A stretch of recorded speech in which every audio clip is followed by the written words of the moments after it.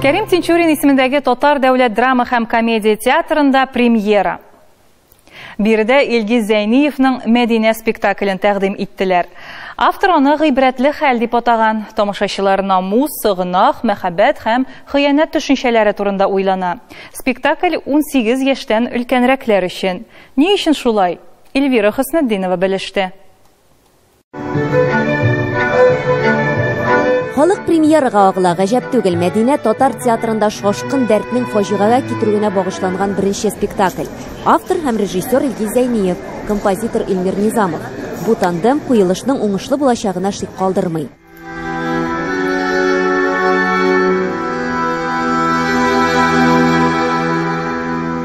Мәдинә белән Җәүдәт бер-берсен ярата, тик егет башкага өйләнә, үзара мөнәсәбәтләрен туктатмыйлар. Мәхәббәтме бу, бәйлелекме? Бәлки азгынлыктыр. Әсәргә яшь чикләве 18+ дип куелган. Тик билдән түбән күренешләр юк, шунсыз да аңлашыла. Әйтик, берсендә зина кылуны алма аша күрсәттеләр. Кызыл төстәге декорацияләр дә шул рольне үти. Кыргый дәрт һәм шашкын мәхәббәт. Татар театры өчен яңа темалар. Элегрәк кенә сөйләгәннәр, теге советлар заманында андый әйберләр булмаган, балаларны партия тудырган дип. Алай була алмый, бу безнең тормышыбыз. Ләкин ул алай каты әйтелмәгән. Начарлык турында сөйләгән вакытта да мәчетләрдә безнең вагыз әйтәләр. Вагыз әйткән вакытта ниндидер бер начар хәлне әйтеп узалар башта. Булган хәлне әйтеп узалар һәм ул булмасын өчен нәрсә эшләргә кирәк мөселманнарга, гомумән кешегә. Нишләп без үзебезнең театрда, үзебезнең тамашачыларыбызга шушы вагызны театр теленнән, артистлар теленнән әйттерә алмыйбыз.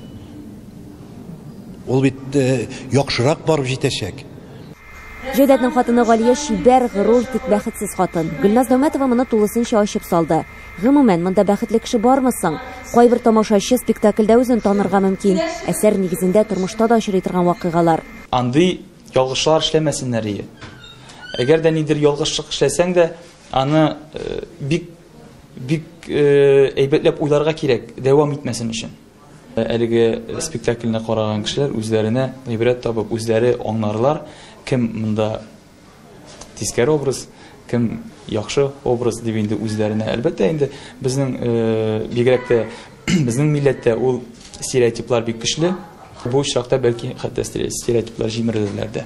Илгиз Газинурович белән эшләү бик рәхәт булды. Ул үзе режиссер да, үзе автор да булгач, теге бик үк килешеп бетмәгән мизгелләрне әйдәгез үзгәртәбез диде. Автор мин үзем бит, әллә кая мөрәҗәгать итәсе юк, әллә кемне сорыйсы юк, әйдәгез үзгәртәбез дип, ул шунда кайбер өлешләрен, күп түгел әлбәттә, кайбер өлешләрен үзгәртеп тә бардык.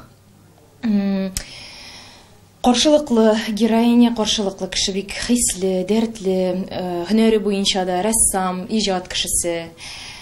Бик эмоциональ, хисчән, бәлки менә шушы эмоциональ ягы белән без аның белән ошаганбыздыр да хәтта. Мәдинә әсәре борынгы грек мифы, Медея нигезендә иҗат ителгән. Сюжеты бер уйлаганда гади сыман, ләкин көтелмәгән вакыйгалар, кискен борылышлар белән баетылган. Мин уйныйм кияүнең геройның әтисен. Әгәр дә ки мин финалда кермәсәм, бәлки бу фаҗига килеп тә чыкмаган булыр иде. Мин үземнең кругым белән шушы фаҗиганы китереп чыгарам дип әйтергә була.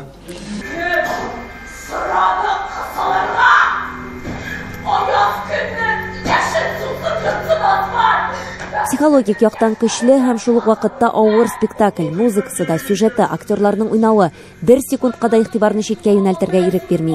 Спектакль ахыргача киеренке халәттә тута. Монда әсәрнең ак шигырь белән язылуы да үз өлешен кертә. Бер генә сүзне дә ишетмичә калырга ярамый. Монда бит инде сүзеңне онытсаң, ничек тә ялгап китәсең, теге прозада бит инде сүзеңне оныттың икән, үз сүзең белән ялгап китә аласың, монда андый мөмкинлек юк. Әмма дә ләкин менә өйрәнә башлагач, ул үзеннән үзе. Ул шундый җайлы гына өйрәнелде, ул теге шигъри формада икәне дә онытылды. Тинчурин театрында Илгиз Зәйниев моңарчы да бер спектакль куйган иде инде. Киләчәктә дә бергә эшләү турында сөйләшүләр бара.